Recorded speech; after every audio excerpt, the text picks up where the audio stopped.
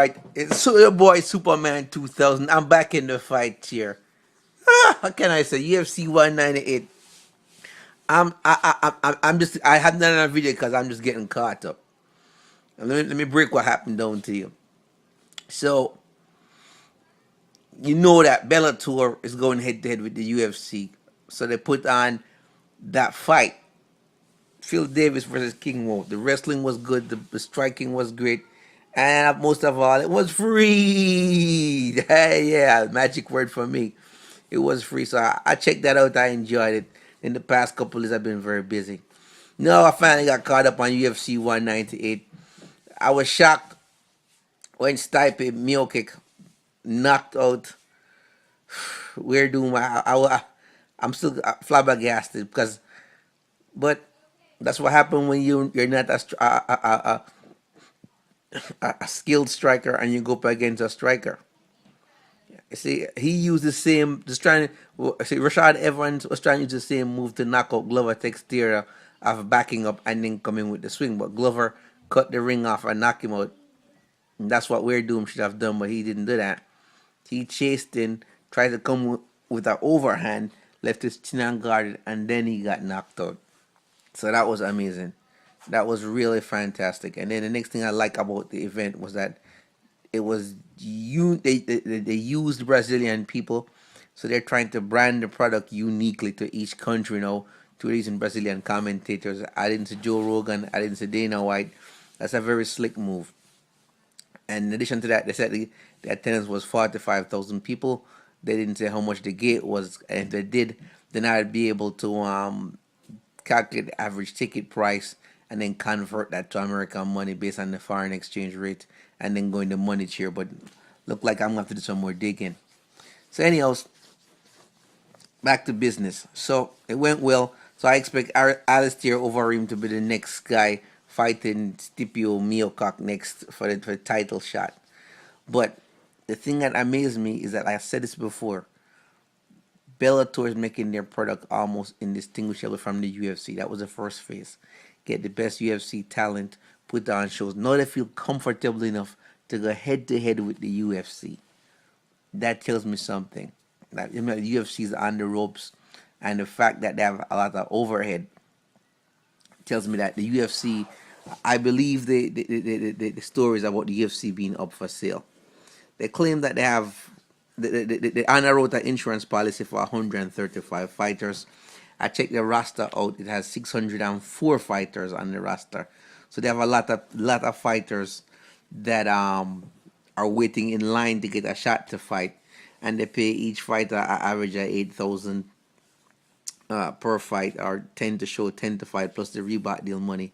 They have offices all over the world now, so the overhead and administrative salaries are very expensive. So I suspect that they're up against the ropes because when Bellator feel comfortable enough to start going head to head with them, you know something is up. So I believe the rumors that the UFC is gonna go for sale because the pay per view model they couldn't maintain that forever.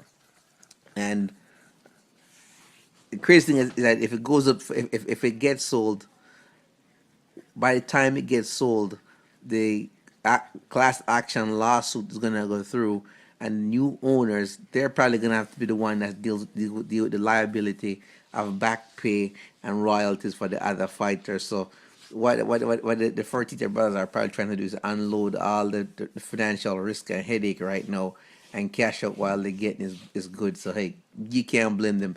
And guys, Fertitta brothers, don't sue me. That's my opinion. That's why it's called commentary.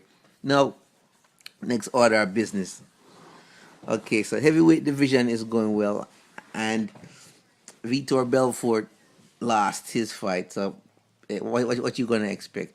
Anderson Silva, no, he had stomach surgery, so he couldn't fight Uriah Hall, but conveniently he'll be available for UFC 200. Well, we'll see how that works out. So Chris Weidman is not gonna be at UFC 199. So I'm trying to say who they're gonna give the title shot to. But knowing Dana White, he'll have to scramble to find somebody, and the fact that UFC fighters they're no longer taking short notice fights. They want to take a fight where they can fight and win and actually do a great job. So I don't know. They'll scramble to put to get the card going.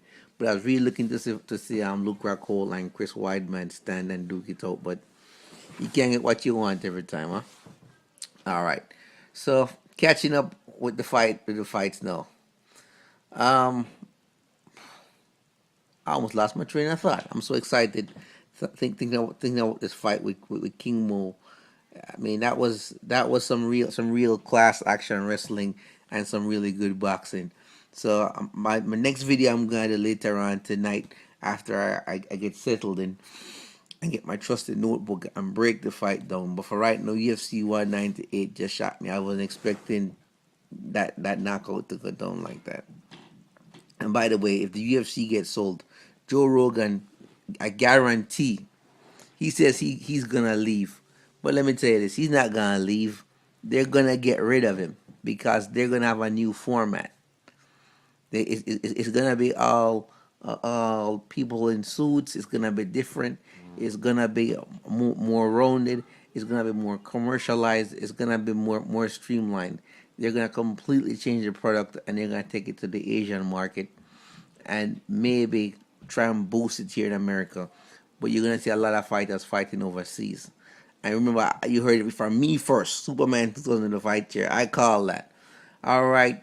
Now I think that's all. This is a light update. The heavy update is gonna come later on after I get homework done, get everybody settled in, and I can chill out and open a pack of old duels. But I haven't done a video in so long. This is like my WhatsApp, guys. How is it going? Good to be back in action, man. I've been so busy. Um, Still can't believe that knockout of Weirdo. He got impatient. He didn't respect the guy's power, and he got knocked out. So, oh, yep, it's time for me to get kids to bed. All right, guys, peace out. I gotta go. I'll be back with my update later.